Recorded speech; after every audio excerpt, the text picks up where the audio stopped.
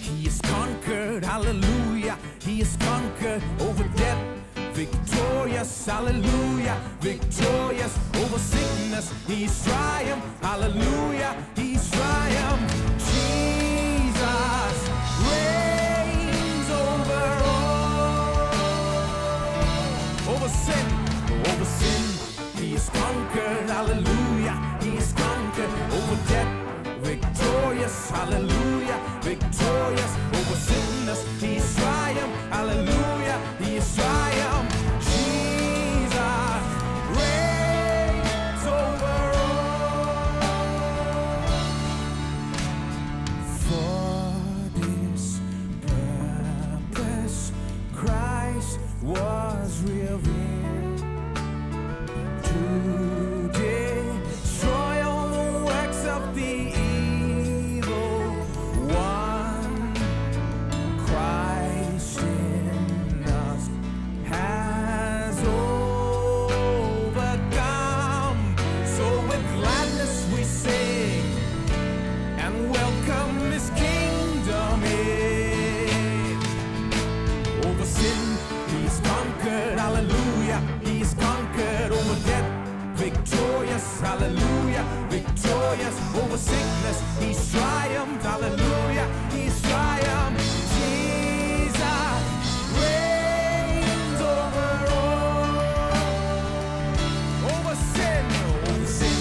He's conquered, hallelujah. He's conquered over death.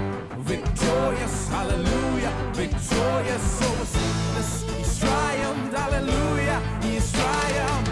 Jesus reigns over all.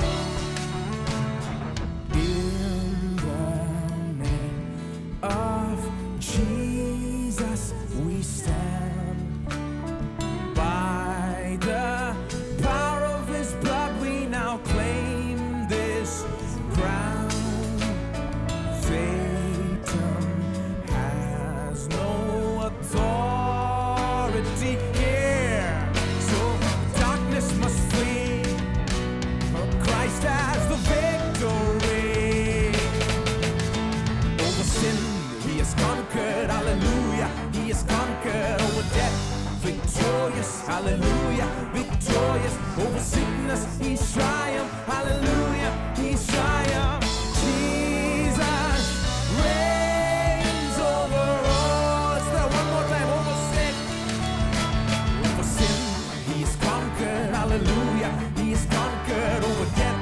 Victorious, hallelujah. Victorious over sickness. He's triumphed, hallelujah. He's triumphed. Jesus reigns over all. Jesus reigns over all. Jesus reigns over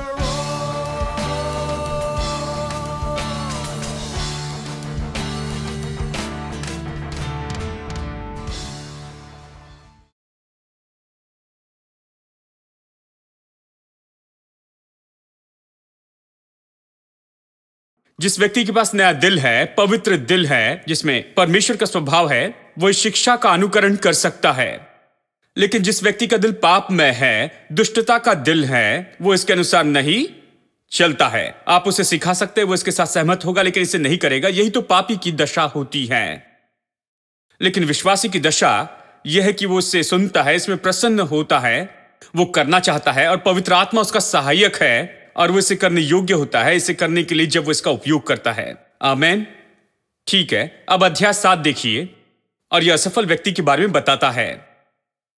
अब वो कहता है कि दूर रहो उस पाप से, उसके घर के दरवाजे के पास भी नहीं जाना कहता है। लेकिन इसे देखिए, वो बिल्कुल उल्टा ही करता है। वचन 6, मैंने एक दिन अपने घर की खिड़की से अर्थात अपने झरोके से झांका, तब मैंने भोले लोगों में से एक जवान को देखा। भोले लोगों में से एक निर्बुद्धि जवान को देखा। अच्छी भाषा है, मतलब मासूम लोग। लेकिन सच में यह कहता है निर्बुद्धि। सच में यहां पर यही तो शब्द उपयोग हुआ है। इस शब्द का उपयोग हुआ है ऐसा व्यक्ति जिसमें कोई दिमाग नहीं, जो अपने दिमाग का उपयोग नहीं करते हैं। ये यही तो कहता है। ये कहता है जो निर्बुद्धि है। मैंने एक निर्बुद्धि जवान को देखा। वो लोग जो कुछ नहीं जानते थे, जो पाप के लिए सचेत नहीं थे, जानते नहीं थे ये कैसे काम करता है। ये लोग तो पूरी तरह से बस अंधे थे, इसमें सोच नहीं सकते थे। उनमें मैंने एक निर्बुद्धि जवान को देखा, कहता है, ऐसा जवान जिसमें समझ नहीं थी। वो खिड़की से देखता है। कितने लोग जानते हैं जब आप खिड़की से देखते हैं तो बहुत से मूर्खों को देख सकते हैं, सड़कों पर देख सकते हैं। कई बार देखते हैं कि बहुत से लोग कुछ नहीं करते हैं, यहां भटकते रहते हैं, इधर उधर कुछ देखते रहते हैं। वो जिंदगी को नहीं समझते, वो नहीं जानते हैं कि कैसे वो नाश हो रहे हैं, वो इसे नहीं समझते हैं, नहीं जानते कि उनका मार्ग उन्हें कहां ले जा रहा है। वो जिंदगी के बारे में नहीं समझते हैं, वो कुछ भी नहीं समझते हैं। वो अच्छे दिखते हैं, शायद कई बार कॉलेज में जाते हैं, लेकिन वो बहुत ही कम समझते हैं। और ये कहता है वो स्त्री के घर के कोने के पास है। देखिए वचन 7, तब मैंने भोले लोगों में से एक निर्बुद्धि जवान को देखा। उसमें बुद्धि नहीं थी। वो कह रहा है मैंने उसे देखा। वहां पर बहुत से जवान थे और उन जवानों के बीच में मैंने एक को देखा। वो उस स्त्री के घर के कोने के पास की सड़क पर चला जाता था और उसने उसके घर का मार्ग लिया। दिन ढल गया था, वरन रात का घोर अंधकार छा गया था। देखिए समस्या। अध्याय 5 में ये क्या कहता है, ऐसी जगह से तुम बहुत दूर रहना। उसके पास से नहीं जाता है, लेकिन अगली गली से चले जाता है। उस गली से नहीं, लेकिन अगली गली से। मैं एक अनुवाद पढ़ रहा था और यह कह रहा था कि उसके आस पड़ोस के पास में भी नहीं जाना, उस सड़क पर नहीं और उसके दरवाजे के पास नहीं। यह कहता है कि उसके पड़ोस में भी नहीं जाना। यही अनुवाद है। यानी यहां पर इसकी समस्या क्या है, कैसे उसने खुद को सौंप दिया और कैसे वो इसके अंदर में आकर गिर गया। आप इस कहानी को पढ़िए। यानी ये तो जाकर खुद को सौंपता है, बस इसी के बारे में है। उसने खुद को कैसे सौंप दिया। उसने खुद को इसलिए सौंप दिया क्योंकि उसने उस निर्देश को नहीं माना कि वो उसके द्वार से दूर ही रहे, इस व्यक्ति के घर से दूर रहे। निर्देश दिए गए थे कि दूर ही रहना, लेकिन ये सड़क के पास से जाता है। कुछ लोग ऐसे हैं, वो सड़क के पास में से जाते और कहते हैं देखो मैं कहां हूं, मैंने कभी सोचा भी नहीं था कि मैं यहां पर आ सकता हूं। मानो जहां पर उसे चकित हो गए हैं। शायद प्रभु मेरी अगुवाई कर रहा होगा भाई।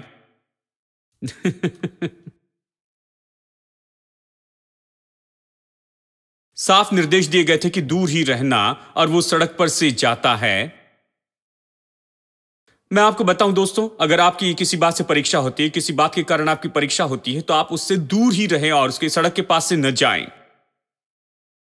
कहीं अगर खाना आपकी समस्या है और आपको अपना वजन कम करना है, आप डाइट पर हैं, तो फ्रिज के पास से भी मत जाइए और बार बार किचन में से भी मत जाइए।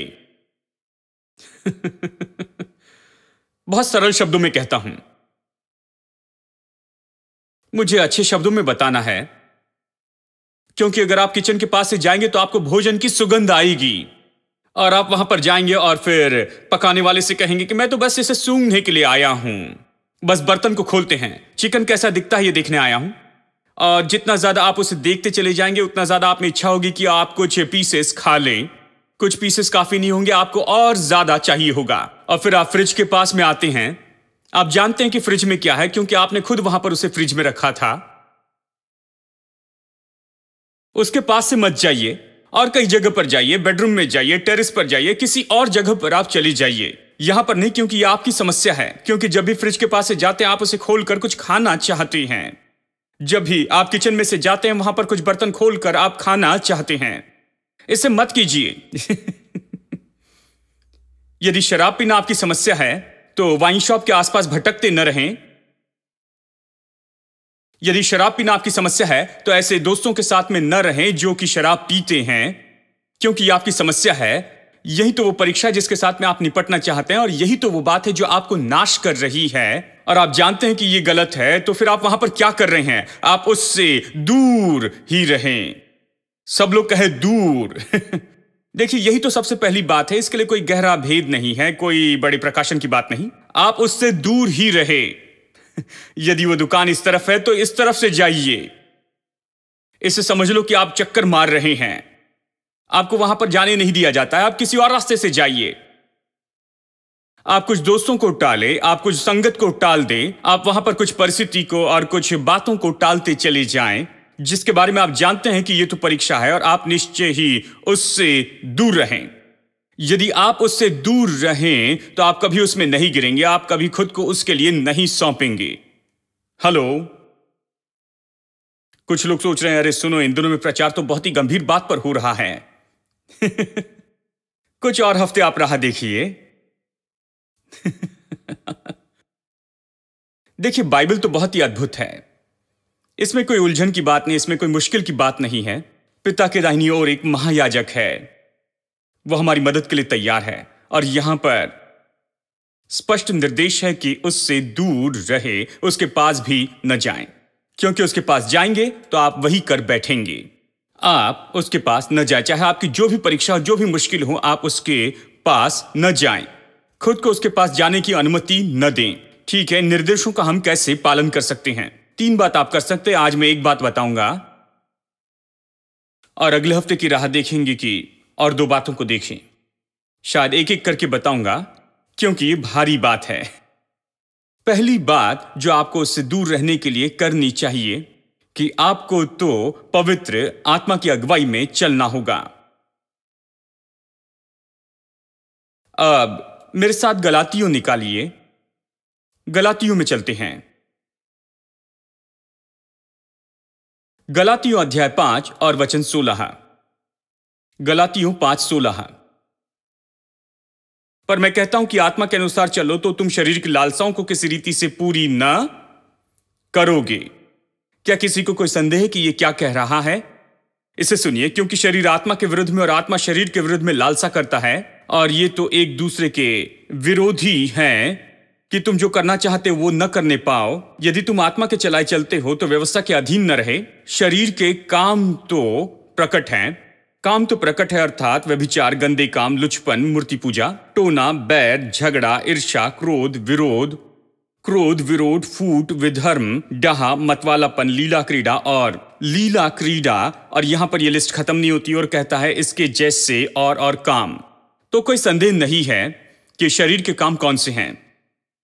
यानी जब वचन 16 कहता है कि आत्मा में चलो तो तुम शरीर की अभिलाषाओं को पूरा नहीं कर पाओगे, ये बस ये कहता है यदि तुम आत्मा में चलोगे तो तुम इस तरह के काम को नहीं करोगे। ये लिस्ट है और इसमें बहुत कुछ है जो लिस्ट में जुड़ना बाकी है। यदि आप आत्मा में चलेंगे तो आप इस तरह की जीवन शैली में जुड़े नहीं रहेंगे। आत्मा में चले तो तुम शरीर की अभिलाषाओं को पूरी नहीं करोगे। मैं कैसे जी सकता हूं पाप को सौंपे बिना ही? मैं कैसे प्रतिदिन विजयी रूप में जी सकता हूं? आत्मा में चले। अब ये क्या कह रहा है? आत्मा में चलना क्या है? मनुष्य आत्मा, प्राण और शरीर है, हम जानते हैं। मैं एक आत्मा हूं, मेरे पास प्राण है, मन है, मैं शरीर में रहता हूं। जैसे परमेश्वर आत्मा है, मैं आत्मा हूं, आत्मिक व्यक्ति हूं, शरीर में रहता हूं, मेरे पास मन है, प्राण है। अब मेरी आत्मा में जो मेरा भीतरी मनुष्यत्व है, मेरी आत्मा में परमेश्वर की पवित्र आत्मा रहती है, वो मेरे साथ काम करती है। पवित्र आत्मा के साथ में मेरी संगति तो है, आत्मा में प्रभु के साथ संबंध है, पवित्र आत्मा मुझ में है। अब जब आप पवित्र आत्मा की अगुवाई में चलना चाहते हैं तो आपको सुनना होगा अपनी आत्मा की, अपने दिल की। बहुत ही सरल शब्दों में, आपका दिल, आपको दिल की सुनना होगा। आपका दिल क्या कहता है? बहुत से लोग अपने दिल के अनुसार नहीं चलते हैं। दिल का मतलब मैं आत्मा कहना चाहता हूं। वो भीतरी मनुष्यत्व के अनुसार नहीं चलते हैं। वो नहीं चलते हैं आत्मा से, जहां पर पवित्र आत्मा रहता है, कहता है, बताता है। वो अपनी इच्छा से चलते हैं, अपने विचार से चलते हैं, उनके दोस्त जो अगुवाई करते वैसे चलते हैं, लेकिन वो आत्मा के अनुसार नहीं चलते हैं।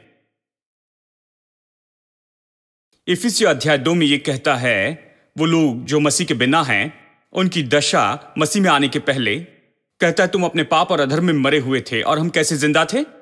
उस समय हम वही कर रहे थे जो हमारा शरीर और हमारा मन कहता था।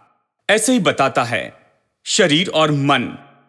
कौन अधिकार करता था, कौन अगुवाई करता था? शरीर और मन में सब कुछ उल्टा ही था। मैंने आपको बताया कैसे जब परमेश्वर ने हमें बनाया तो उसने बनाया कि आत्मा हम पर राज करे।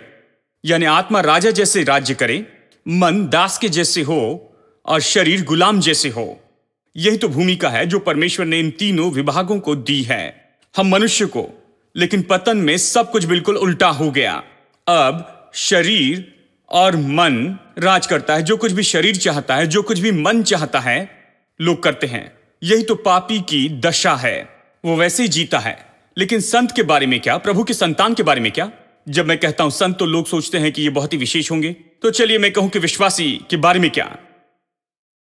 वो कैसे जीते हैं? जो कुछ भी शरीर और मन कहता है उसके अनुसार वो चलाए नहीं चलते। वो तो अपनी आत्मा के चलाए चलते हैं, क्योंकि उद्धार का मतलब है अब आपकी आत्मा जीवित है। आपकी आत्मा जीवित है, इसलिए उसने अपनी भूमिका को ले लिया है। अभी वो आपके जीवन का स्वामी हो गया है।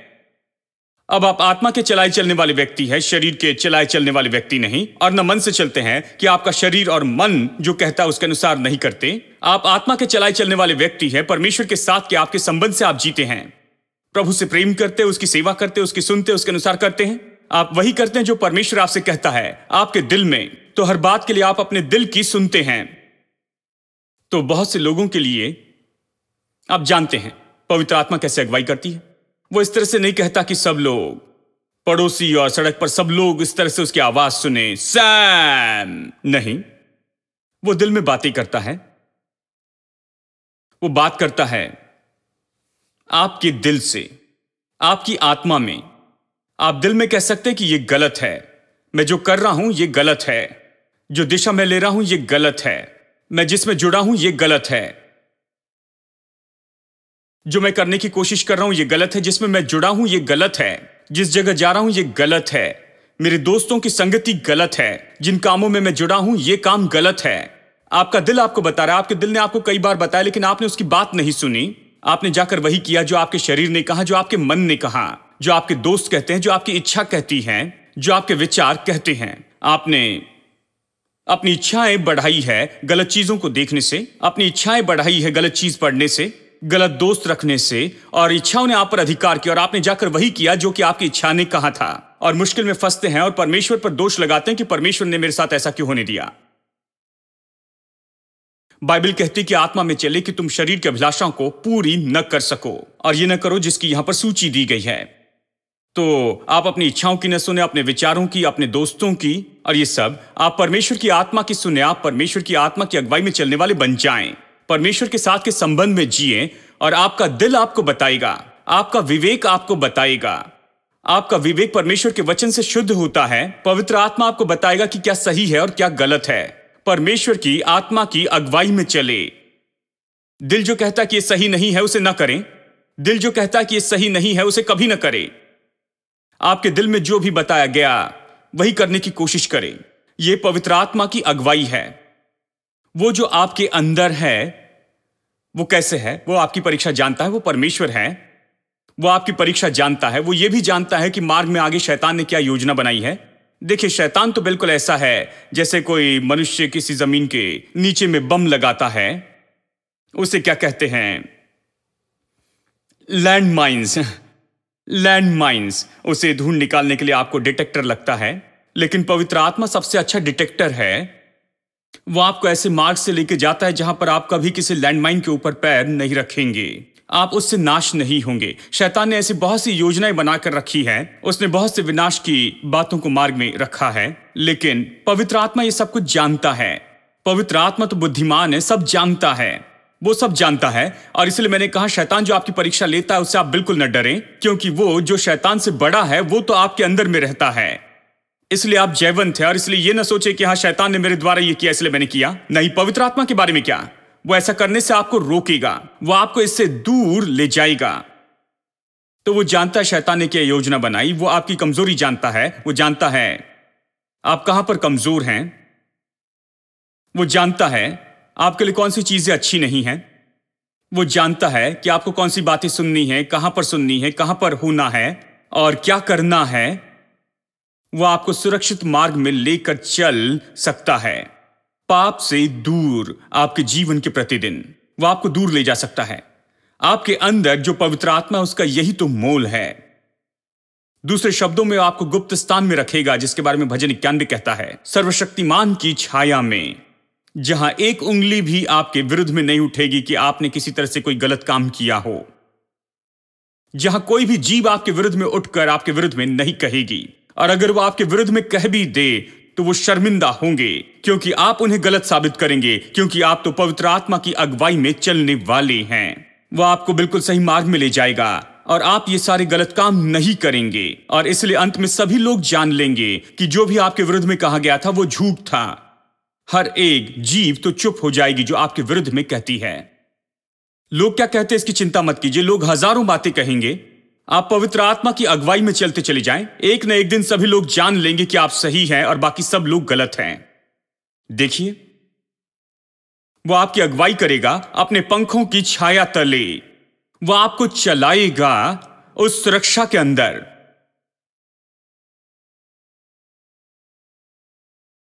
क्या आप समझ रहे हैं? तो जब आप चलते हैं पवित्र आत्मा की अगुवाई में, तो कई बार आप ये पाएंगे, आपकी इच्छा होगी कि आप किसी दिशा में जाए, क्योंकि देखिए, आप तो एक मनुष्य हैं, आपके पास शरीर है, सब लोग इसे महसूस करते हैं। क्या ये है अभी, या आप आत्मा में चले गए हैं? ये अभी भी वहां है। आपके शरीर के कारण कई बार आप शायद किसी आकर्षण को महसूस करें। हेलो, चलिए मैं छत की ओर देखकर बातें करता हूं। आप कुछ आकर्षण महसूस करेंगे, कुछ खिंचाव महसूस करेंगे, आप वहां पर खींचे जाएंगे किसी दिशा में, लेकिन उस खिंचाव से बढ़कर आपके भीतर उससे भी बड़ा व्यक्ति है, और आप महसूस करेंगे वो आपको दूसरी ओर खींचता है। वो कहता है उस दिशा में नहीं जाना, ऐसे नहीं करना, ओ वो तुम्हारे लिए बुरा है, यहां आओ, इस मार्ग से ले जाऊंगा। वैसी अगुवाई करता है, और यह बहुत ही अद्भुत है। देखिए कि आत्मा में चलते जाएं और शरीर की इच्छाओं को पूरी न करते जाएं। देखिए, आप अपने निर्णय इसी के आधार पर लें। आपको जिस मार्ग में जाना है उस मार्ग में आप इसी के आधार पर चलें। आप दिल के अनुसार चले, क्योंकि पवित्र आत्मा वहीं पर तो रहता है। ये मार्गदर्शन है जो प्रभु ने आपके लिए दिया है, परमेश्वर ने बनाया भीतर में ही ये जीपीएस। आमेन। मतलब ये सारे जीपीएस के बारे में एक दिन मैं सोच रहा था, ये तो बहुत ही अद्भुत है।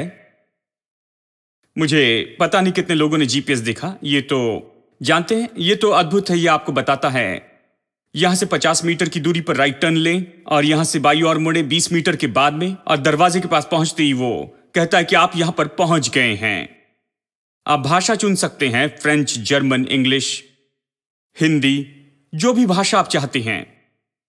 और जब ये आया तो मैंने पूछा ये कैसे काम करता है। उन्होंने कहा सैटेलाइट से ये आपकी ओर देखता है, आप जहां भी हैं अपनी कार में, ये मार्गदर्शन करता है। गलत जगह मुड़ने पर कहता है ठीक है आपने गलत जगह मोड़ लिया, अब आगे बढ़कर वापस आइए, यहां पर जाइए। ये गलतियों को सुधारता है, क्योंकि ये सैटेलाइट वहां पर एक व्यक्ति के जैसे है और आपको देखते रहता है। आपने ली हर मोड़ जानता है, और वो आपको बिल्कुल सही मार्ग पर वापस ला सकता है। अब यदि आप इसे समझ ले तो आप अच्छी तरह से समझ सकते हैं कि परमेश्वर कैसे अगुवाई करता है। कितने अच्छे से अगुवाई करेगा। वो तो निश्चय इन सारी बातों से बहुत ही उत्तम है दोस्तों। वो सही मार्ग में अगुवाई करेगा। अब यीशु ने हमें प्रार्थना करना सिखाया। उसने कैसे प्रार्थना करना सिखाया? हमारे स्वर्गीय पिता, तू जो स्वर्ग में, तेरा नाम पवित्र माना जाए, तेरा राज्य आए, जैसे तेरी इच्छा स्वर्ग में पूरी होती वैसे पृथ्वी पर हो। रोज की रोटी तू हमें दे, और ये सब। और फिर अंत में कहता है कि तू हमें परीक्षा में न ला। अब गौर से सुनिए, हमें परीक्षा में न ला, परंतु हमें बुराई से बचा। तो फिर वो हमें बुराई से कैसे बचाएगा? हमें परीक्षा से दूर ले जाने के द्वारा। देखिए, शैतान तो इतना बुरा है कि उसने इस वचन को लेकर बहुत से लोगों के लिए इसका गलत अर्थ बनाया है। हां, किसी ने कहा बाइबल इतनी सरल है कि इसे गलत समझने के लिए मदद चाहिए होगी, और बहुत सी मदद है, शैतान वहां है। इसे गलत समझने में वो मदद करता है। तो एक ने इसे पढ़ा, खैर ये कहता है कि हमें परीक्षा में न ला परंतु बुराई से बचा, इस तरह से लिखा गया है। तो कहा प्रभु मैं प्रार्थना कर रहा हूं कि परमेश्वर मुझे परीक्षा में लेकर ना आए। मतलब ये कहना प्रभु परीक्षा में लेकर आता है, पाप से आपकी परीक्षा लेने के काम में वो बना है। आपको लगता है वो आपको परीक्षा में लेकर आता और आप प्रार्थना कर रहे हैं प्रभु मुझे परीक्षा में लेकर न आ।